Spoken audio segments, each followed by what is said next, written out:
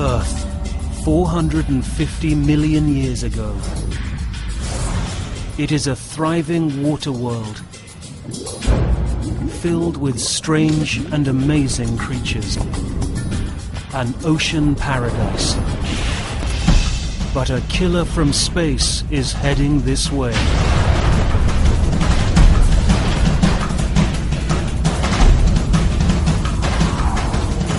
Throughout the Earth's history, catastrophic events have caused numerous mass extinctions. But each time total annihilation seems inevitable, nature snaps back with remarkable resiliency. These mass extinctions are a brutal part of our past and could be part of our future. Who will live and who will die? The answers may surprise you. Now witness the first mass extinction in the planet's history. Death rays on Animal Armageddon.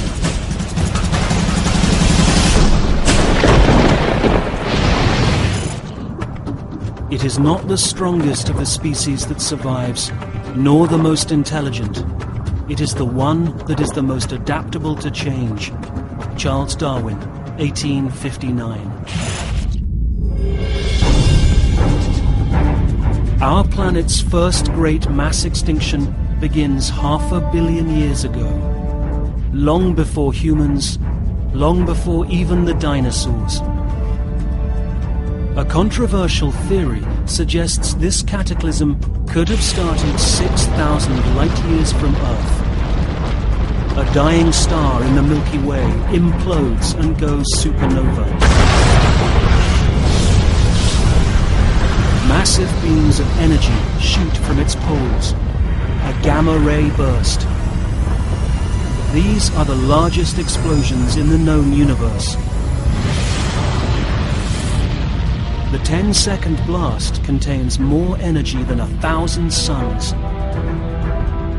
The lethal rays rush violently through the cosmos at the speed of light, on a collision course with a small blue planet, Earth. If it were close enough, it would blow the atmosphere off the planet. They were sitting 1 minute in this beautiful, nice, cloudy day, and then boom, where'd the air go? And it is literally blown off into space. Given that gamma ray bursts are the most destructive things that happen in the universe, if these things happen close enough, there's just no possibility that any type of life could survive such an event. It would literally eviscerate the entire surface of the planet, burn it to a crisp. Nothing could survive. No one's sure what caused this mass extinction. The gamma ray burst is one compelling theory. If true, then the countdown to mass extinction of all life on planet Earth has begun. Thousands of light years from the rocketing death rays, Earth orbits peacefully, unaware of the impending doom. This is a glimpse 450 million years into the past, the Ordovician period, a vastly different world from today. The continents as we know them now are still part of several landmasses.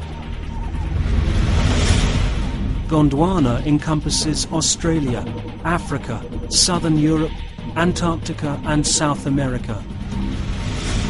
Fragments of North America, Western and Northern Europe are concentrated at the equator. The planet is warm and wet, with sea levels hundreds of feet higher than they are now. The giant Panthalassic Ocean engulfs much of the northern hemisphere. Most of the US lies underwater beneath vast shallow oceans called epicontinental seas. Epicontinental seas would be marine environments, oceans, that covered parts of the continent. And in the Ordovician, we had higher sea level, and much of our continental area was covered with ocean.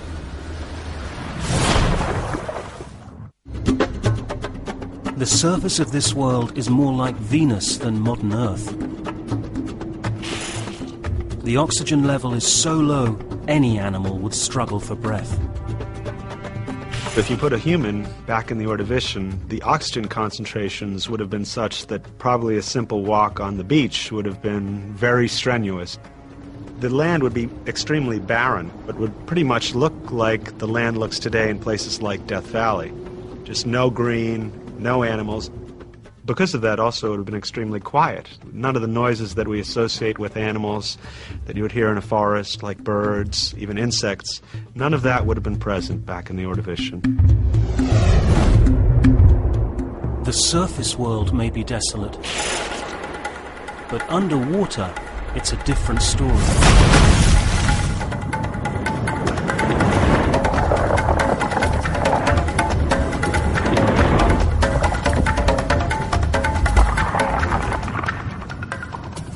This rich seascape will one day be a desert, sitting under the Las Vegas Strip. For now, it's a bustling city in its own right, a vast coral reef teeming with weird inhabitants. There is a perception, I think, oh, it's ancient, it's 500 million years old, it must have been empty. It wasn't empty, it was full. It was just differently full than we have today. Certainly organisms were living in the deep sea, they were living in the water column, they were living in the sediment, on the sediment. And much of the western U.S. would have been a shallow marine habitat. Much of the middle of the U.S., Cincinnati, and much of the Appalachians would have been habitats that aren't equivalent to anything we have today.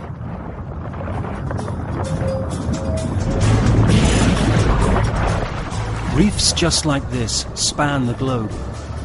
Their warm, sunlit waters are the perfect home for the planet's rapidly evolving life forms. Along these reefs, 2-foot-long trilobites scavenge for food. Related to today's ants, these industrious creatures keep the seafloor clean, gobbling up almost anything they can find. Dead plankton, bits of algae, even animal waste. They share their turf with an evolutionary newcomer, a straspis, one of only a few primitive fish species on Earth. Just 6 inches long, this small creature could fit in the palm of your hand. But this animal has a mutation, never before seen on Earth. A primitive backbone. Astraspis fossils unearthed in the early 20th century revealed a fibrous sheath along its back, used to protect a spinal cord. The very same structure is in our own bodies. It's hard to believe, but this lowly creature is the ancestor of every vertebrate on the planet today. Birds, reptiles, mammals, man. Our existence is entirely dependent on the survival of this single group. And so far, the odds are not in its favor.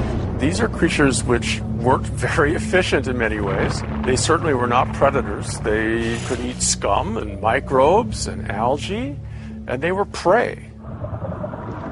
At the other end of the food chain, a super predator rules the seas.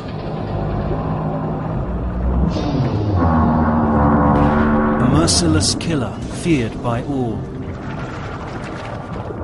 The straight nautiloid. These are obligate carnivores. These are things that eat meat and always want meat. A 12-footer would be unbelievably scary. You would be swimming for your life, and this thing would be chasing you, and it would eat you if it could catch you.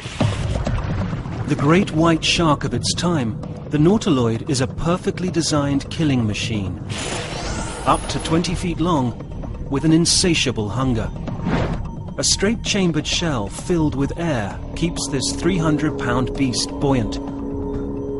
It slices through the sea by inhaling water, then forcing it out through a small, muscular tube at the base of the shell. It's the Ordovician world's version of a jet engine, but with a strange twist. Nautiloids swim far more efficiently backwards. They have the jet propulsion system, so it's not a constant swimming like a fish. It's like a little piston that swim, swim, swim, swim, swim. You're in the water with a nautiloid. You see the back of a shell. You have to go all the way around it to see the swimming part, because the head, the tentacles, everything goes backwards. Though nautiloids reign supreme, there is competition. Giant sea scorpions, called eurypterids, routinely challenge the nautiloids for the best feeding grounds. As repulsive and hideous as scorpions on land are, I think they would not hold a candle in nastiness to the sea scorpions. These things were huge. You had probably 200 or 300 pound monsters. These are the biggest arthropods in the history of the planet.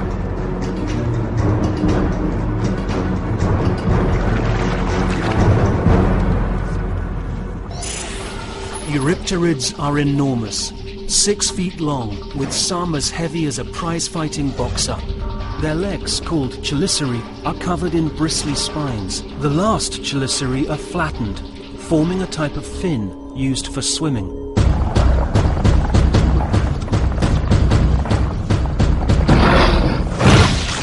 Facing off against a nautiloid, it's like a death match straight out of science fiction.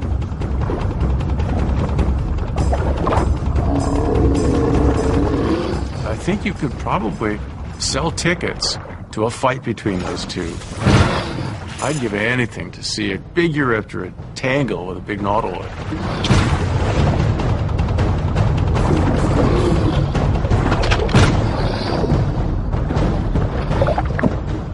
But everything is about to change. Forever. The death rays have already penetrated our solar system and seared through the asteroid belt.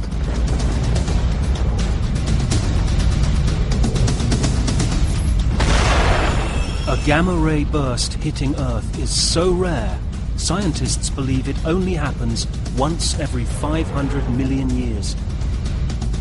This one will strike before the day is done. For certain is death for the born, and certain is birth for the dead. Bhagavad Gita, 5th century BC. A controversial theory proposes that a massive gamma-ray burst may have struck our planet 450 million years ago, forever altering the destiny of life on Earth. Gamma rays, a form of electromagnetic radiation like X-rays, are catastrophic.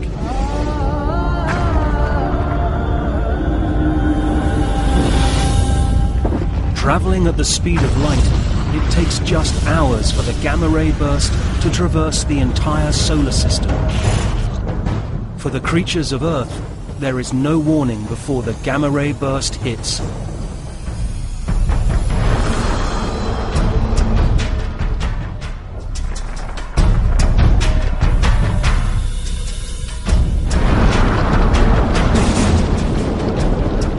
This is 0 hour.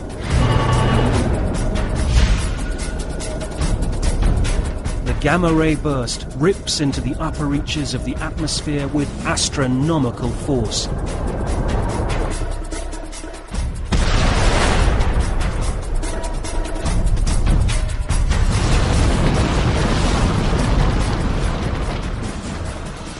But it's as ferocious as it is beautiful. The deadly rays shatter air molecules, literally busting the atmosphere apart.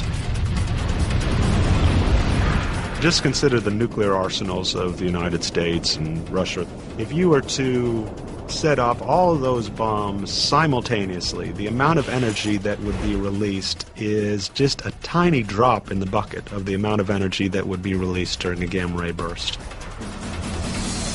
Just 10 seconds after it began, the light show gives way to an eerie calm. It is broad daylight, but there is a strange companion star next to our sun. This is the burning embers of the supernova, an extra light in the sky that will flicker for a few months, then disappear. With no animals on land, the light show passes unnoticed, an awesome spectacle played to an empty theater. Life seems to go back to normal. But the future of every species alive today, from the lowliest insect to the human race, is now hanging by a thread.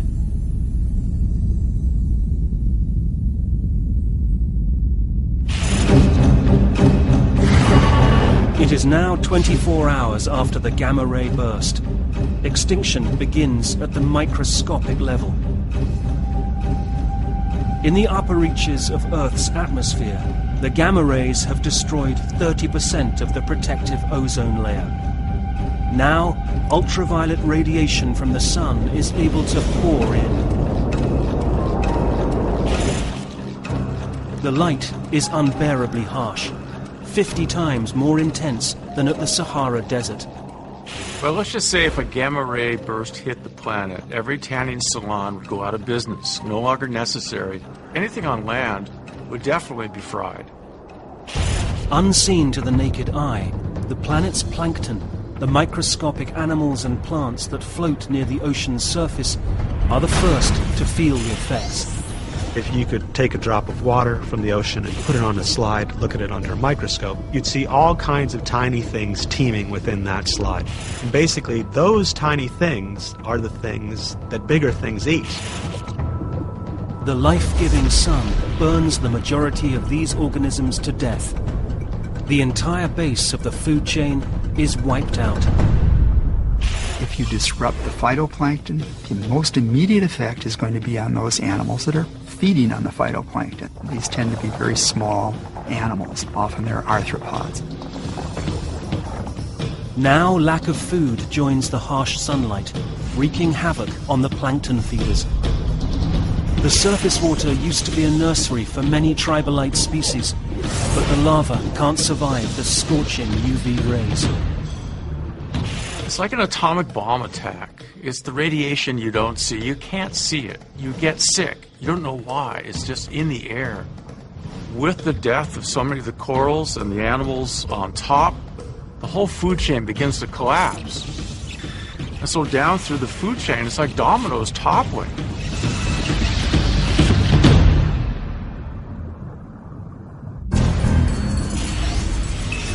The UV radiation is most intense in the tropics. Coral reefs begin to die. The disaster spreads from there. In almost every corner of the globe, coral reefs are starving to death. The devastation ripples up the food chain. More and more animals suffer with hunger pangs. As the weeks go by, the destruction of coral reefs grows. Corals are composed of an animal, yes, but they also have tiny plants in their flesh. They're called zooxanthellae, and they pull out of the flesh, they swim off into the oceans, leaving the coral without them. Very quickly, we would have started seeing this whole thing turn into this ghostly, bony color. Only 3 months have passed, and yet the side effects of the death rays are felt far and wide. Mating season for these coiled nautiloids is in full swing. These cousins of the straight nautiloids are generally small, just the width of your hand. But the coiled shell is a much more maneuverable design than the straight shell. Mating rituals are more important than ever. The survival of the entire species is at stake. The females pursue the males. The more colorful his shell, the more irresistible she will find him. Reproduction had an awful lot to do, I think, with who survived and who didn't. The way you reproduced may have had as much to do with survival or not as the mode of life of the adult. The world may be collapsing around her, but she's determined to secure a future for her offspring. Her eggs will incubate for the next 8 months. Only time will tell whether this mother's efforts are in vain.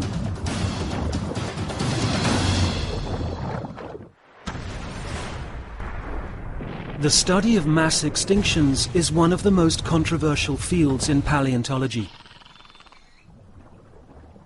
The scarcity of fossils, the contradictory evidence, and difficulty in verifying the causes of these disasters makes for a heated debate. How do scientists really know that mass extinctions occurred in the distant past? The Earth itself holds the key. as geologists began to really start collecting fossils for the first time. They realized that there were fossils that were present within a specific group of rocks that weren't present above. But at some of the rock divisions, there would be wholesale disappearance. What these early geologists found was the first evidence of a mass extinction. Modern scientists carry on this legacy, scouring rock formations all over the world for clues to the true nature of these epic catastrophes. In the deserts of the western United States, rocky outcrops that once formed the Ordovician sea floor contain thousands of fossilized animals. These rock formations are a record of the entire Ordovician extinction event. These fossils have been broken up. They died, went through a storm, and that's what breaks up the fossils and makes the rock much more difficult to look at, and much prettier because we see a lot of fossils in it. This one has some nice solitary rugose corals, the horn corals. The little circles with a hole in the middle are the stems of the crinoids. The crinoids are those animals that lived on the ground and they were echinoderms related to starfish.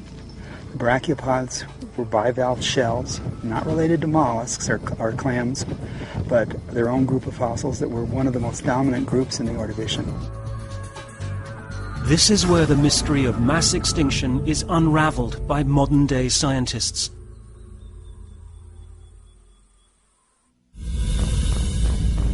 According to a controversial but compelling new theory, a gamma-ray burst produced by a nearby supernova may have triggered the first great mass extinction in the history of the planet. The death rays set in motion a horrific chain reaction that threatens all life on Earth, present and future. 8 months into the disaster, the world is drastically changed. The shattered molecules of Earth's atmosphere swirl around the globe, forming a witch's brew of toxic gases. Atoms realign into nitrogen dioxide, the noxious brown gas we know today as smog. The thick blanket of putrid air blots out half the sun's rays, while temperatures plummet 10 degrees Fahrenheit.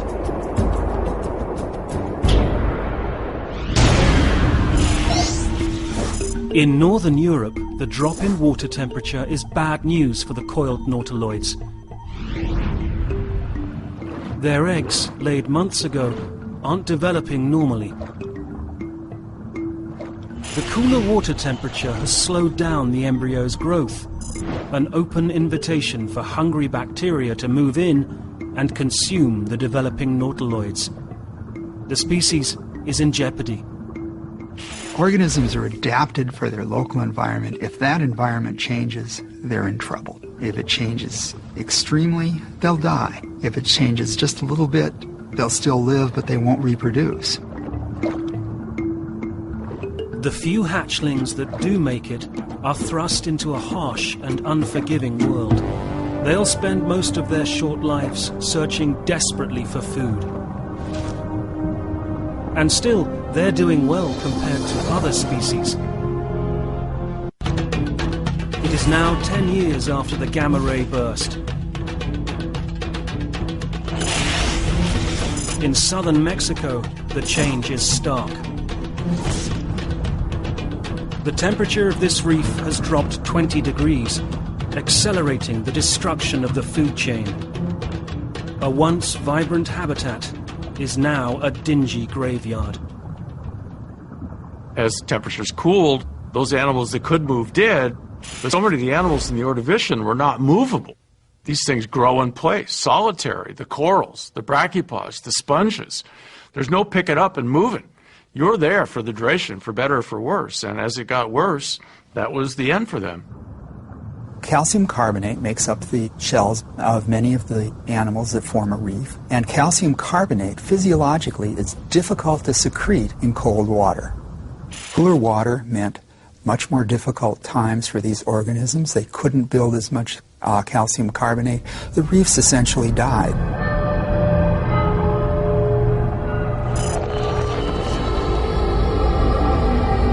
This is another catastrophic side effect of global cooling: deadly and unpredictable weather. The climate was incredibly stable, not anymore.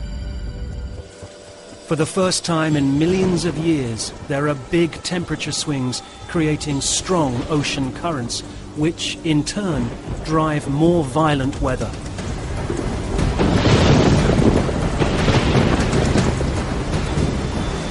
It's like a never-ending wave of Category 5 hurricanes sweeping the globe.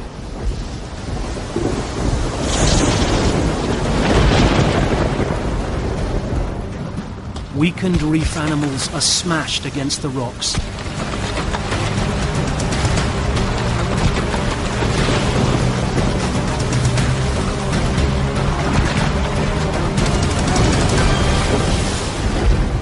Those that still have some strength left seek shelter away from the turbulent surface water. An escape for these guys would have been, let's go deep. Certainly that initial sense of their safety and depth would have taken hold. And you see all these long cone nautiloids crash diving. Just this huge herd of things heading for deeper water. But the dive to safety carries hidden danger. The water pressure is too great for their long, straight shells.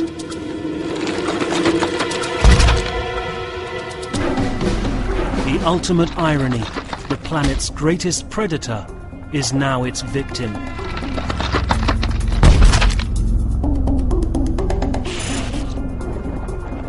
Their cousins, the coiled nautiloids, have tougher, sturdier, spiral shells. They can wait out the storms in the deeper, more stable water. Year-round violent storm systems pummel the Earth. The future is looking bleak.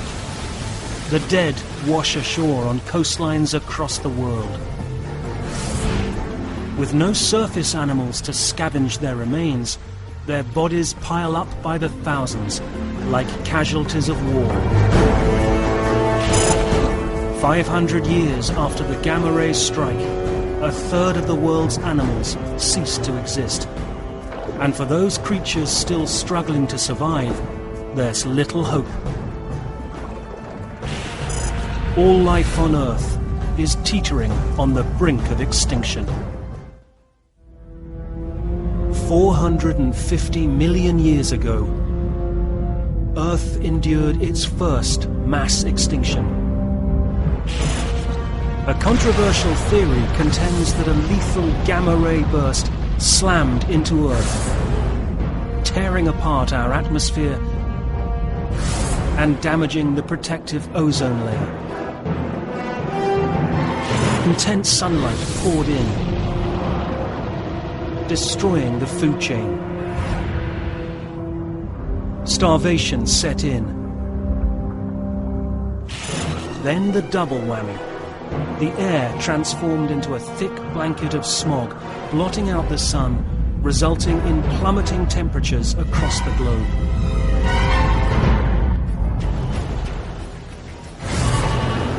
"150,000 years after the death rays struck, life on Earth is in shambles.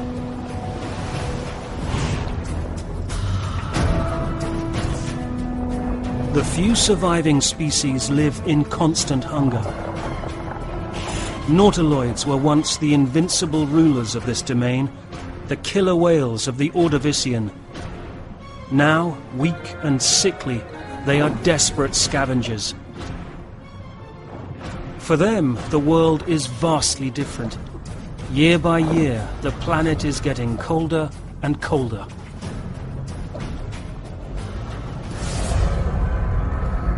What you're witnessing is the birth of a new ice age.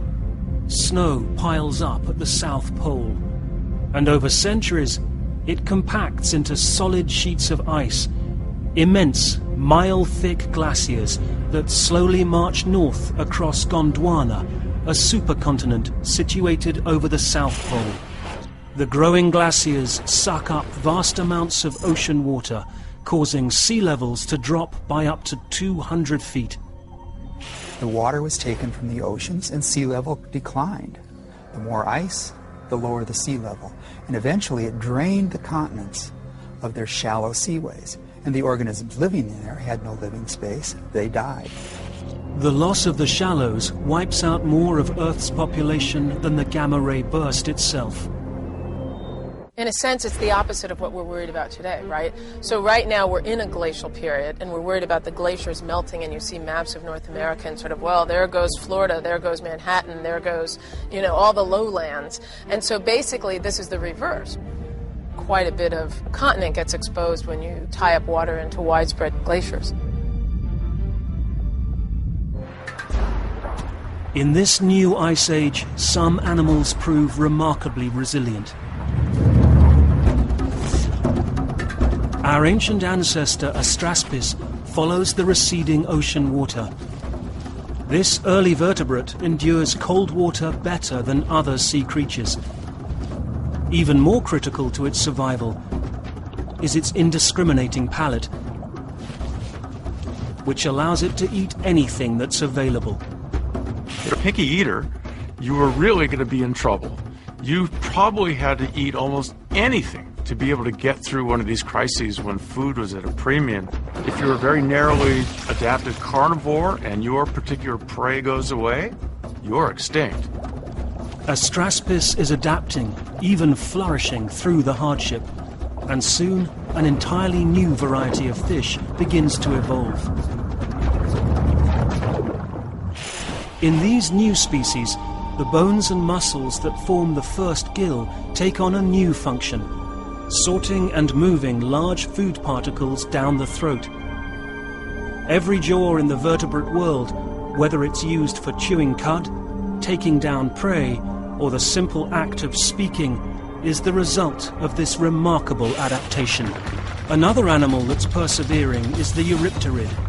This predator also followed the receding ocean water and managed to survive by taking over the nautiloid's niche in the food chain.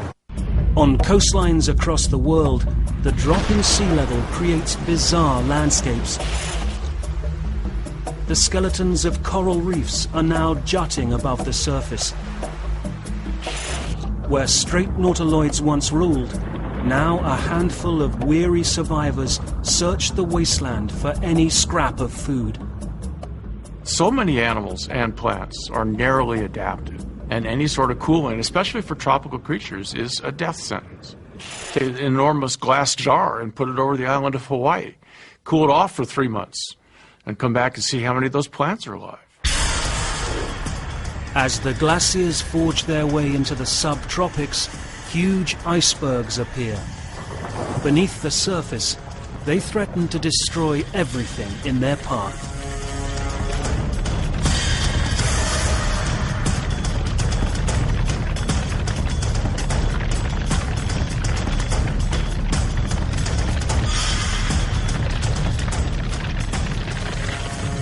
As mountains of ice steamroll their way towards the equator, coral thousands of years old is ploughed over, causing massive devastation.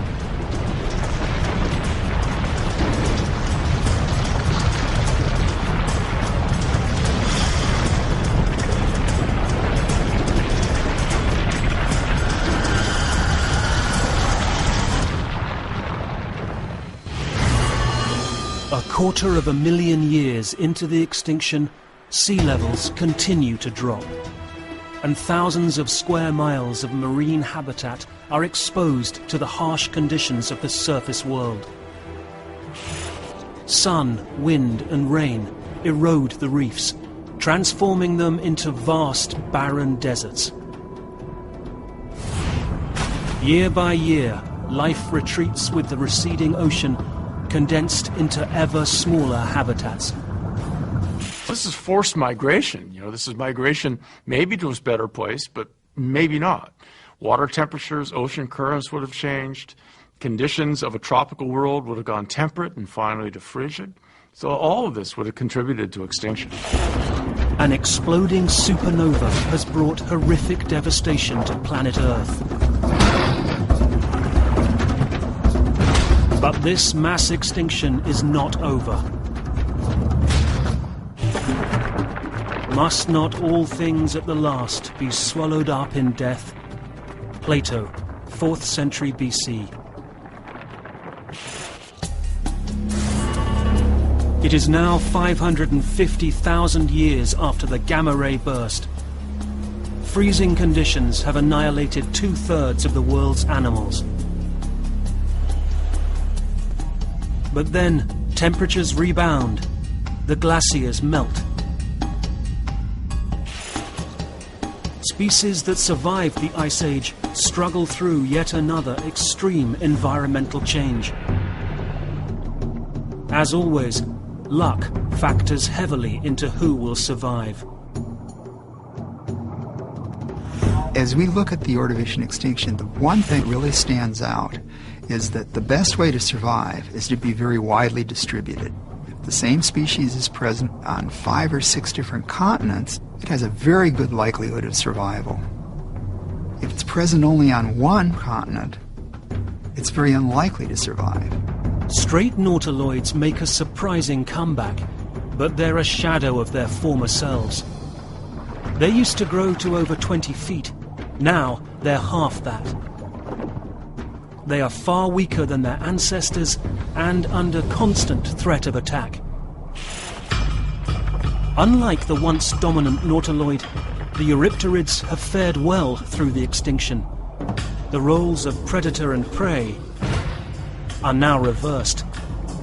The oceans become a bloody killing field, but this time the Eurypterids dominate.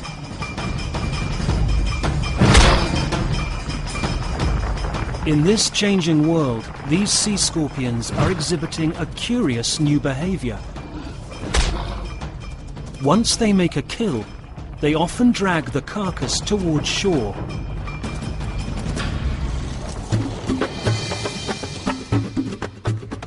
And incredibly, some of them are even venturing onto land.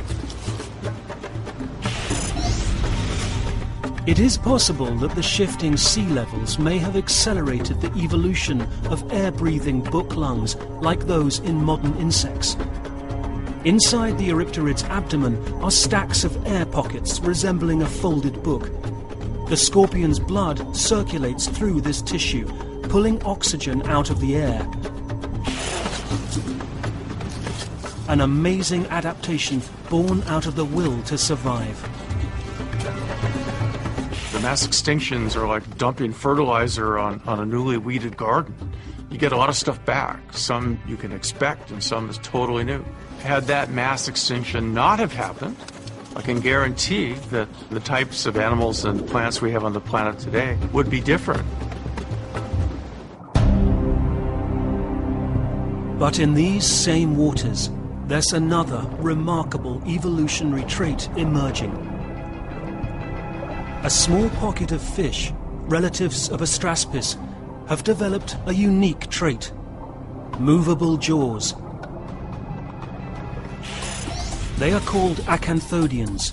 They swarm anywhere there's a carcass. Their new adaptation allows them to nibble flesh off prey instead of waiting for morsels of food to float by. From their humble beginnings as algae suckers, fish are now moving their way up the food chain. Mass extinction transformed winners into losers, the hunted into hunters. Different roles, but the cycle of life and death continues. Life will continue.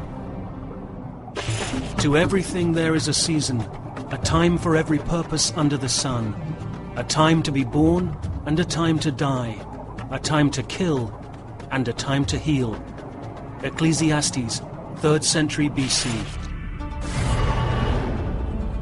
It is now 700,000 years after cosmic death rays triggered the first mass extinction.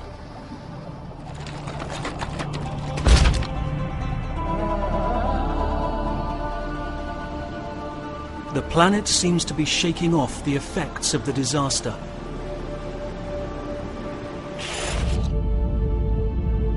The Earth awakens from its cold slumber. But the toll is sobering. Reef systems in the Earth's shallow seas are especially hard hit. Reefs, as a rule, get hit hard during mass extinctions. Reef organisms are always more sensitive to environmental change. They have a restricted ability to live in diverse environments. Over 70% of all species will never be seen again. By analogy, today we can think that scientists have described about 1 million species, and so 70%, that would be about 700,000 species going extinct over a relatively short period of time. But Earth is remarkably resilient, and life advances once again. In Earth's next chapter, called the Silurian period, astounding new species repopulate the empty oceans. It is now 3 million years after the gamma-ray burst. Earth returns to a tropical greenhouse climate. Sea levels rebound, restoring vast stretches of shallow ocean habitat. Bizarre new animals evolve alongside many familiar creatures from before the extinction. The effects of the Ordovician extinction are kind of interesting. If you look at it in terms of the actual changes in the ecology, it's probably the least effective of the 5 great extinction events. A lot of animals went extinct, but the diversity, the different kinds of organisms that were going to re-evolve afterwards, pretty much the same. In the open oceans, fish with jaws, like the acanthodians, swim alongside their more primitive, jawless cousins, like Astraspis. They even begin to invade freshwater lakes and streams on the continents. Once a rare and lowly life form, fish are now taking over our planet. Every fish we know today, catfish, swordfish, minnows, sharks, will all be spawned from these ancient ancestors. As the centuries pass, incredible new varieties of these remarkable creatures spread from pole to pole, unaware of what their ancestors suffered or how fragile their world really is. Fearsome new predators await them in these habitats,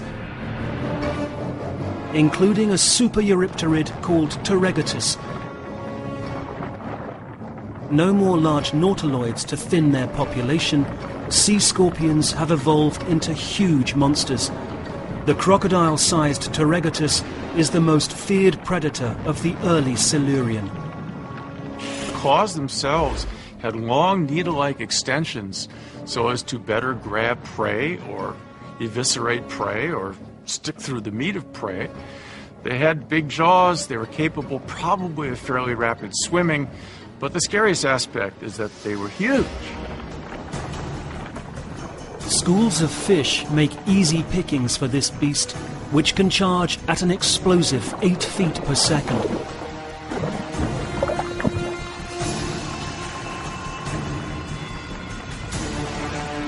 For the fish, survival is all about numbers. Traveling in schools means they can afford to lose a few individuals and still preserve the community.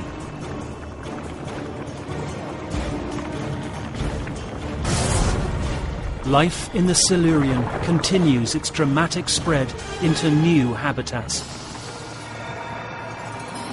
Again, the world pulses with life. Slowly but surely, diverse animal species invade and colonize the Earth's oceans. Our planet has endured numerous mass extinctions. No one can predict when the next one will strike, but as sure as the cycles of day to night and season to season, we will be tested again. If a gamma-ray burst were to strike Earth in the future, there would be no warning. In fact, death rays could already be on their way.